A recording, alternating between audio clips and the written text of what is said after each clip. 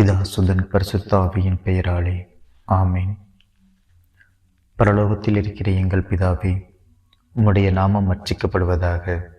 உம்முடைய ராஜ்யம் வருக. உம்முடைய சித்தம் பரலோகத்தில் செய்யப்படுவது போல பூலோகத்திலும் செய்யப்படுவதாக. எங்கள் அனுதின உணவை எங்களுக்கு இன்று அளித்தருளும். எங்களுக்கு எதிராக தீமை செய்தவர்களை நாங்கள் பொறுப்பது போல எங்கள் பாவங்களை பொறுத்தருளும். எங்களை சோதனையில் விழவிடாதேயும், தீமையிலிருந்து எங்களை இரட்சித்தருளும். ஆமேன். அருளறிந்த மரியே வாழ்க, கர்த்தர் உம்முடனே, பெண்களுக்குள் ஆசீர்வதிக்கப்பட்டவள் நீரே. உம்முடைய திருவயிற்றின் கனியாகிய இயேசுவும் ஆசீர்வதிக்கப்பட்டவரே. அச்சிஷ்ட மரியாயே, சர்வேசனுடைய மாதாவே, பாவிகளாயிருக்கிற எங்களுக்காக இப்பொழுதும் எங்கள் மரண நேரத்திலும் வேண்டிக் கொள்ளும். ஆமேன். பிதாவுக்கும் சுதனுக்கும் பரிசுத்த ஆவிக்கும் மகிமை உண்டாதாக. ஆதியிலே இருந்தது போல இப்பொழுதும் எப்பொழுதும் என்றென்றும் இருப்பதாக. ஆமேன். ஜனவரி 27, 2025 பொதுக்காலம் 3வது வாரம், திங்கட்கிழமை. முதல் வாசகம். ஒவ்வொருவரும் தாம் பெற்றுக்கொண்ட அருட்கொடையை பயன்படுத்தி ஒருவருக்கொருவர் பணிபுரியுங்கள். திருத்தூதர் பேதுரு எழுதிய முதல் திருமுகத்திலிருந்து வாசகம். அதிகாரம் 4, இறைவசனங்கள் 7 முதல் 11 முடிய. அன்புக்குரியவர்களே, இறைவனிடம் வேண்டுதல் செய்யுமாறு கட்டுப்பாடோடும் அறிவு தெளிவோடும் இருங்கள். எல்லாவற்றிற்கும் மேலாக ஒருவருக்கொருவர் ஆழ்ந்த அன்பு காட்டுங்கள். ஏனெனில் அன்பு திரளான பாவங்களையும் போக்கும். முணுமுணுக்காமல் ஒருவருக்கொருவர் விருந்தோம்புங்கள். நீங்கள் கடவுளுடைய பல்வகை அருட்கொடைகளின் சீரிய பொறுப்பாளர்கள். எனவே உங்களுள் ஒவ்வொருவரும் தாம் பெற்றுக்கொண்ட அருட்கொடையை பயன்படுத்தி ஒருவருக்கொருவர் பணிபுரியுங்கள். ஒருவர் பேசும் கொடையை பெற்றிருந்தால் அவரது பேச்சு கடவுளுடைய வார்த்தைகளைப் போல் இருக்கட்டும். ஒருவர் பணி செய்யும் கொடையை பெற்றிருந்தால் கடவுள் அருளும் ஆற்றலை பெற்றவர் போல் பணி செய்யட்டும். இவ்வாறு இயேசு கிறிஸ்துவின் வழியாக கடவுள் அனைத்திலும் பெருமை பெறுவார். அவருக்கே மாட்சிமையும் வல்லமையும் என்றென்றும் உரித்தாகுக. ஆமேன். இது ஆண்டவர் வழங்கும் அருள்வாக்கு. பதிலுரை பாடல். நீங்கள் சொல்ல வேண்டிய பல்லவி. உமது திருவுளம் நிறைவேற்ற கடவுளே இதோ வருகின்றேன். உமது திருவுளம் நிறைவேற்ற கடவுளே இதோ வருகின்றேன். நான் ஆண்டவருக்காக பொறுமையுடன் காத்திருந்தேன். அவரும் என் பக்கம் சாய்ந்து எனது மன்றாட்டை கேட்டருளினார். புதியதொரு பாடலை, நம் கடவுளை புகழும் பாடலை என் நாவினின்று எழச் செய்தார். பல்லவி. உமது திருவுளம் நிறைவேற்ற கடவுளே இதோ வருகின்றேன். பலியையும் காணிக்கையையும் நீர் விரும்பவில்லை. எரிபலியையும் பாவம் போக்கும் பலியையும் நீர் கேட்கவில்லை. ஆனால் என் செவிகள் திறக்கும்படி செய்தீர். எனவே இதோ வருகின்றேன். பல்லவி. உமது திருவுளம் நிறைவேற்ற கடவுளே இதோ வருகின்றேன். என் நீதியை நீர் நிலைநாட்டிய நற்செய்தியை மாபெரும் சபையில் அறிவித்தேன். நான் வாயை மூடிக்கொண்டிருக்கவில்லை. ஆண்டவரே, நீர் இதை அறிவீர். பல்லவி.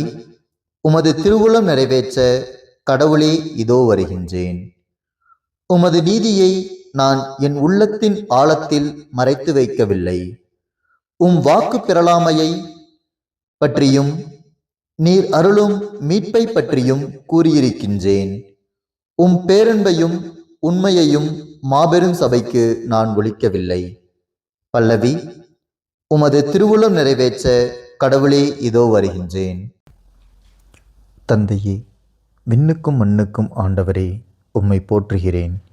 ஏனெனில் விண்ணரசின் மறைபொருளை குழந்தைகளுக்கு வெளிப்படுத்தினீர். அல்லேலூயா. நற்செய்தி வாசகம். சிறு பிள்ளைகளுள் ஒன்றை என் பெயரால் ஏற்றுக்கொள்பவர் எவரும் என்னையே ஏற்றுக்கொள்கிறார். புனித மார்க்கு எழுதிய தூய நற்செய்தியிலிருந்து வாசகம். அதிகாரம் 9, இறை வசனங்கள் 34 முதல் 37 முடிய. அக்காலத்தில் இயேசுவின் சீடர்கள் தங்களுக்குள் பெரியவர் யார் என்பதை பற்றி வழியில் ஒருவரோடு ஒருவர் வாதாடிக்கொண்டு வந்தார்கள். அப்பொழுது அவர் அமர்ந்து 12 கூப்பிட்டு அவர்களிடம், ஒருவர் முதல்வராக இருக்க விரும்பினால் அவர் அனைவரிலும் கடைசியானவராகவும் அனைவருக்கும் தொண்டராகவும் இருக்கட்டும் என்றார். பிறகு அவர் ஒரு சிறு பிள்ளையை எடுத்து அவர்கள் நடுவே நிறுத்தி அதை அரவணைத்து கொண்டு, இத்தகைய சிறு பிள்ளைகளுள் ஒன்றை என் பெயரால் ஏற்றுக்கொள்பவர் எவரும் என்னையே ஏற்றுக்கொள்கிறார்.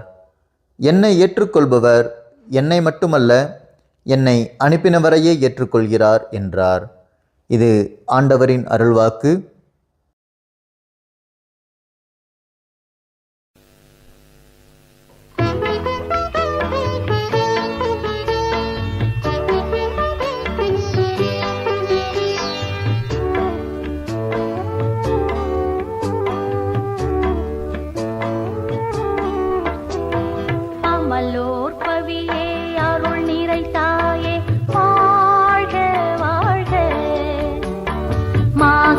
கன்னியே மாபரன் தாயே வாழ்க வாழ்க, வாழ்க தாயே வாழ்க, நீயே வாழ்க வாழியவே. அன்னையே வாழ்க, அமளியே வாழ்க, வாழ்க வாழியவே. அமலோர் பவியே அருள் நிறை தாயே வாழ்க வாழ்க, மாசரு கன்னியே மாபரன் தாயே வாழ்க வாழ்க.